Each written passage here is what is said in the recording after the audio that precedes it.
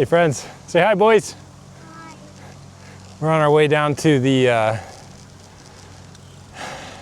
river. Going down towards Canyadia to go to the river. And we've got the bike out, got the bike trailer out. It's one of my favorite things to do in the summer on a nice day like this.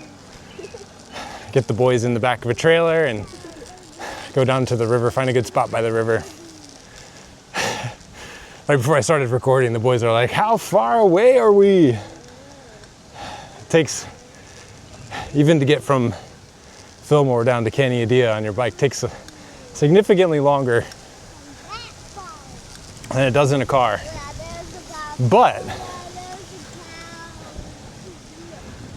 it's a good workout for their dad. Keeps me healthy.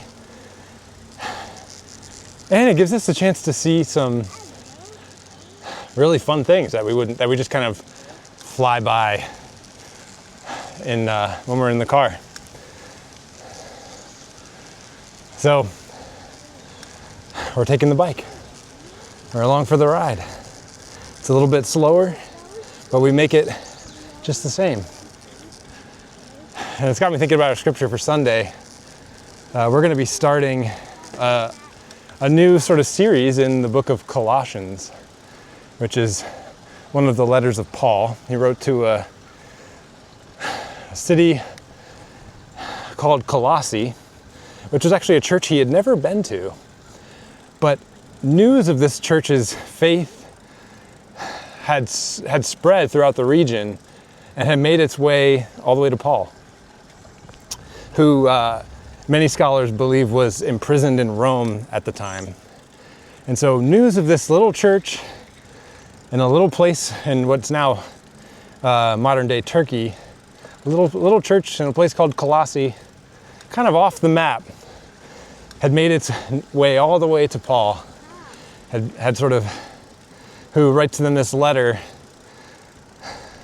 which begins by celebrating the faith that he's heard about, celebrating the faith and the love that he has heard about. And then he goes on to write this little letter, which we'll walk through over the next 2 months. So we'll be studying Colossians for July and August. But it begins with this really warm welcome, really warm introduction, in which Paul says, we have heard of your faith. And it's, I think, a reminder for us here in Fillmore, right, which was we're a church kind of off the map, right? Church in a little place that what the Lord does in little places like this can have reverberating effects throughout our entire region, right?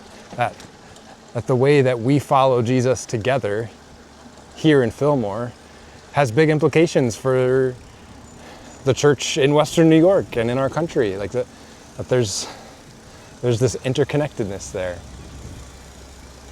And then second, I think this idea that, or this encouragement to persevere. You know, sometimes the Christian life feels like riding a bike to get somewhere. It feels like the slowest, most painful way to get there. When the people just fly by in their cars, and it feels like people are just jumping ahead of us in life. And I think there's an encouragement for us to persevere in the simple way of faith and love, built in the hope of the gospel. That's the most important thing that we can do, even when it feels like it's not working. Even when it feels like, as my boys said, we're never going to get there. And those crosswinds come in like they are right now and make it even harder. The encouragement is to persevere and trust that faith and love go a long way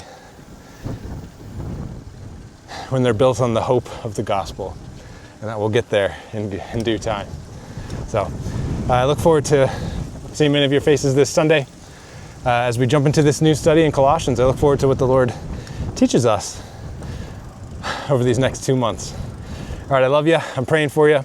I'm going to get these boys down to the river, finally. Bye, friends.